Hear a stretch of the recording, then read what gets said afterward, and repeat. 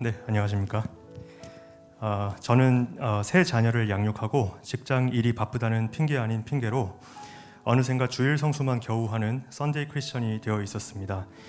C.S. 루이스가 스크루테이프의 편지에서 지옥으로 향하는 길은 결코 벼랑이 아니며 완만한 내리막길이다 라고 말했는데, 저 역시 주님과 멀어지는 완만한 내리막길을 걸어가고 있다는 느낌을 평소에 지울 수가 없었습니다. 썩 내키진 않았지만 뭐라도 해야겠다는 생각으로 시작한 큐티 심화반인데 참 많은 은혜가 있었습니다. 교회 공동체 안에서 청년부 시절부터 오랜 시간 리더로 봉사자로 섬기고 훈련받아 왔지만 한 번도 저의 내면의 고민과 아픔을 구체적으로 누군가에게 오픈한 적은 없었습니다. 그런데 이번에는 양육자 집사님과 평소 사적인 교류가 없었음에도 성령님께서 제 마음을 만져주셔서 모든 속사정을 아무런 거리낌 없이 오픈할 수 있었습니다. 그 후로 매주 토요일 아침 8시 양육반 시간마다 하나님께서 저의 상처와 문제점들을 들추어내시고 만져주시는 것을 경험할 수 있었습니다. 무엇보다 가장 큰 수확은 제 안에 오랜 시간 또 해결하지 못했던 분노의 근원을 알 수 있게 된 것입니다. 제가 자라온 백그라운드와 여러 사건들을 알게 된 양육자 집사님을 통해서 제 안에 용암처럼 들끓는 이 분노가 청소년 시절 아버지와의 관계에서 비롯된 것임을 알게 해주셨습니다.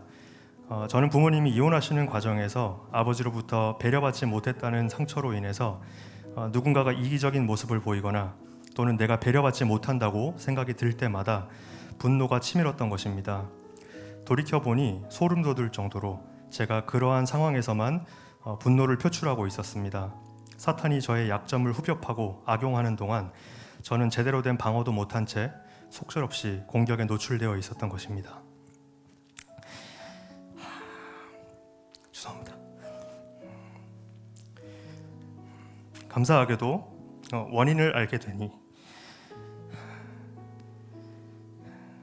그 이후로는 더 이상 문제가 되지 않았습니다. 비슷한 상황에 노출될 때 제 스스로가 제 상처를 인지하고 이를 제어하게 된 것입니다. 짧은 10주간의 양육 과정임에도 불구하고 이 외에도 크고 작은 많은 부분들을 다루어 주시고 기도에 응답해 주셨습니다. 그리고 지난 수년간 지나온 어려운 시기에 대한 많은 위로를 받을 수 있었습니다. 과거 큐티 심화반과 100% 동일한 커리큘럼의 과정을 지난 2016년 교회의 목사님으로부터 양육받았었고, 다른 수많은 제자훈련 과정을 받아왔지만 이번 과정이 저에게 가장 큰 유익이 있었습니다. 저희 양육 집사님께서 해주신 말씀이 있는데요. 세례 요한과 사도 요한을 구별한 지도 얼마 되지 않았다고, 참수당한 요한이 어떻게 요한계시록을 썼는지 늘 궁금했다고, 그렇게 고백하는 우리 양육자 집사님을 통해서 하나님의 큰 위로와 도우심을 경험할 수 있었습니다.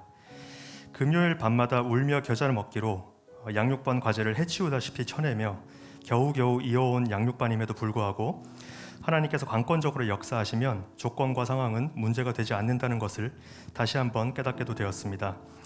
아직도 여전히 회복해 나가야 할 부분, 그리고 어려운 순종이 요구되는 삶의 영역들이 많이 남아 있습니다. 하지만 살아계신 하나님께서 당신의 계획 아래 저를 인도해 주심에 미리 감사드립니다. 전도사님께서 양육자 집사님을 특정인을 언급하지 말라고 하셔서 제가 성함을 언급하지 못하는데, 자녀 이름이 하늘이라서 제가 농담삼아 이제 하늘 아버지라고 부르거든요. 이단은 아니고요. 그래서 똑같이 필요한 상황에서도 양육으로 힘써주신 우리 양육자 집사님과 그리고 이 모든 과정을 주관하신 하나님 아버지께 감사드립니다. 고맙습니다.